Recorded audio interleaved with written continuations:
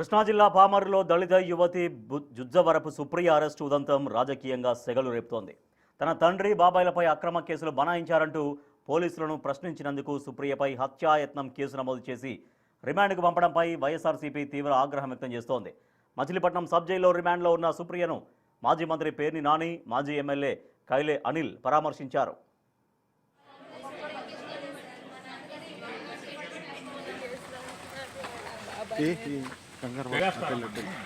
తప్పుడు కేసులు పెట్టిన వాళ్ళ మీద కూడా ఒక చట్టం ఉంది, ఒక సెక్షన్ ఉంది. మళ్ళీ తిరిగి ఆ సెక్షన్ పెడతాకి కంగారు లేదు. ఇవన్నీ ఈ సందర్భంగా పోలీసులు తెలుగుదేశం పార్టీ నేతల కళ్లల్లో ఆనందం కోసమే వైఎస్ఆర్సీపీ సానుభూతి పరులైన చిన్ని కుటుంబంపై కక్ష సాధింపు చర్యలకు పాల్పడుతుందని పేర్ని నాని మండిపడ్డారు. బీఎస్సీ నర్సింగ్ చదువుతున్న దళిత బిడ్డపై హోంగార్డును చంపబోయింది అంటూ అక్రమ కేసులు పెట్టడం అమానుషమని ధ్వజమెత్తారు. కలెక్టరేట్లోని పీజీఆర్ఎస్లో ఫిర్యాదు చేసేందుకు వచ్చిన యువతికి న్యాయం చేయాల్సింది పోయి తిరిగి ఆమెనే జైలు పాలు చేయడం ప్రభుత్వ నిరంకుశత్వానికి నిదర్శనమని పేర్ని నాని విమర్శించారు. జిల్లా కలెక్టర్, ఎస్పీలు నిష్పక్షపాతంగా వ్యవహరించాలని, బాధితురాలి కుటుంబానికి వైఎస్ఆర్సీపీ అండగా ఉంటుందని ఆయన స్పష్టం చేశారు.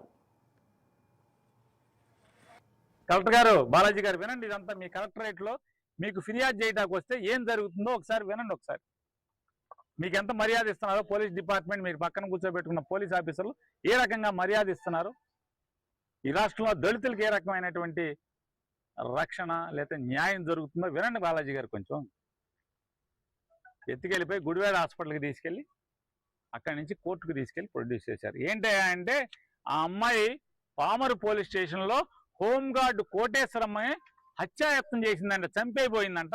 చంపైపోయినట్టుగా కేసు పెట్టారు. పాపం కాదా ఇది?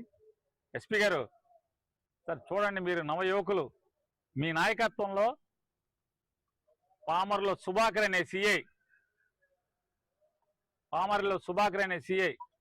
భాస్కర్ అనే సబ్ ఇన్స్పెక్టర్ కోటేశ్వరమ్మని పావుగా పెట్టుకుని ఏ రకంగా డ్రామా నడిపారు చూడండి ఒకసారి. కావాలంటే ఇవన్నీ మీ స్టేషన్ ఫుటేజీలు తెప్పించుకోండి, సార్. ఇది అన్యాయం కాదా? చివరికి కోర్టులో కూడా బతిమాలి చివరికి కాళ్ళు పట్టుకుని ఈ అమ్మాయికి రిమాండ్ వేయించారు.